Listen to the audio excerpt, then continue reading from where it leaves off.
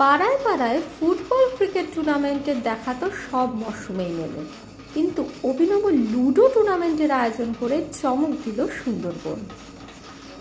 অবসর কাটানো লুডো এখন বিরাট প্রতিযোগিতার মাধ্যম।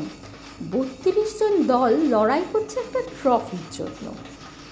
৩২ দলকে নিয়ে লুডো প্রতিযোগিতার আয়োজন করে দারুণ চমক দিয়েছে উত্তর ২৪ পরগনা সুন্দরবনের হিঙ্গলগঞ্জ ব্লক। ৩২টি দল করে লুডো প্রতিযোগিতার আয়োজন করে দারুণ চমক দিয়েছে উত্তর ২৪ পরগনা সুন্দরবনের হিঙ্গলগঞ্জ ব্লকের বাঁকড়া গ্রামের আমরা সবাই ক্লাব। এদেরই উদ্যোগে আয়োজিত হয়েছে দুদিনব্যাপী লুডো প্রতিযোগিতা। ইলেকট্রনিক্স মোবাইল টিভির যুগে ৮ থেকে ৮০-র এককালের অতি প্রিয় এই খেলা যাতে হারিয়ে না যায়, সেজন্যেই এই উদ্যোগ। আমরা সবাই এই খেলাটা বাড়িতে বাড়িতে ছিল, সেই খেলাটা মাঠে ময়দানে এনে মানে বয়স্ক বাবাজিরা একটু সময় কাটাবার জন্যে এই বাংলা আমরা সবাই এই খেলাটা চালিয়ে আসছি।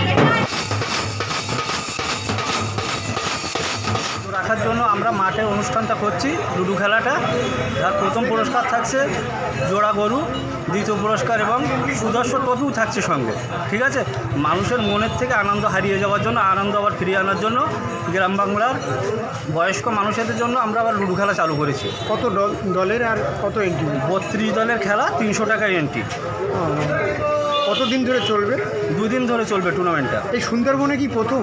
এই সুন্দরবনে প্রথম অনুষ্ঠিত হচ্ছে। কোথায় খেলা হচ্ছে, কোন কমিটি? এটা বাঁকড়া ফুটবল গ্রাউন্ডে। কমিটির নামটা কি? বাঁকড়া আমরা সবাই। লুডো খেলার এমন অভিনব টুর্নামেন্টের কথা শুনেই ভিড় জমিয়েছেন প্রচুর মানুষ। আবেদনকারীর সংখ্যাও তাই আকর্ষণীয়। ৩০০ টাকা প্রবেশ মূল্য দিয়ে প্রতিযোগিতায় নাম লিখিয়ে জমিয়ে লুডো খেললেন স্থানীয়রা। প্রথম পুরস্কার হিসেবে এই লুডো প্রতিযোগিতায় ছিল একটা আকর্ষণীয় পুরস্কার। প্রথম যিনি হবেন তাকে পুরস্কার হিসেবে দেওয়া হবে জোড়া গরু এবং সুন্দর একটি ট্রফি। দ্বিতীয় স্থানে থাকা প্রতিযোগীও পাবেন সুন্দর পুরস্কার। অভিনব এই লুডো প্রতিযোগিতা দেখতে দর্শক হিসেবেও বহু মানুষ হাজির হয়েছিলেন এদিন। এই সময় ডিজিটাল।